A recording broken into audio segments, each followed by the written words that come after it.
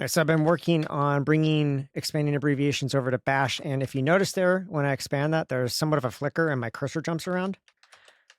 Really prevalent if I'm typing a message here because I need to trigger expansions on typing a space key. So every time I'm typing a space here, and I just realized in post here, this is hard to replicate. So I just put the video on loop where I caught part of this because of the frame rate.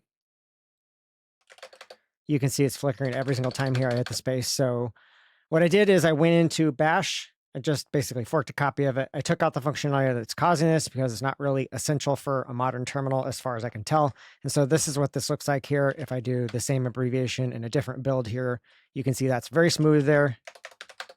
No issues. And if I do that one where I'm typing a message here, I can just hit the spacebar over and over and over again. You can see nothing is flickering here at all.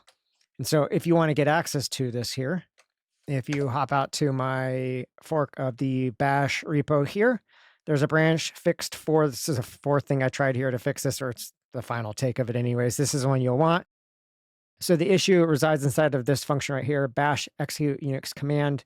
And inside of here, there's some functionality that will clear the line.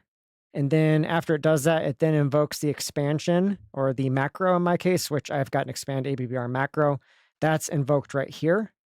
And so the issue is before it ever even invokes my code that expands, which of course takes a little bit of time, it's like 6 milliseconds, I think, it's really fast. But before it ever invokes that up here, it clears things out, which essentially moves the cursor to the start of the line, among other things. The important part is then that has to wait there for however long until everything is done here. And then at the end, there's also some final clearing code that will update the display as well. So anyways, I've disabled all of this functionality. None of it is necessary. Once you comment that out, then basically you get that smooth functionality. And then to narrowly target this, I've set a condition here, enable clear. That's set up on top here. And the condition there is I only do this if it's a macro. And a macro is going to be a very narrow case of a user-defined macro here, like I have with expand abbreviation. I've got a couple of these here registered for when you type a space or a semicolon, etc. A pipe, anytime when you need to expand perhaps a snippet. Or there's also another type of macro here that is basically text that's typed in or a shortcut key. So these will be invoked as well. But as you can see, these are all user-defined, at least in my case. And so I'm just taking a risk that my user-defined macros aren't going to work here. So that's why I narrowly targeted that so that this won't apply to anything else. So essentially, if you want to try this out, clone this repo here. And then I left a few files in the root here just to make it really easy for me to remember what I need to do to rebuild this here. There's a rebuild file here. Not a lot here, basically just clean things up. And then I'm setting up the path here so the newer version of Bison's available. You can install that with Homebrew on a Mac, then configure it here.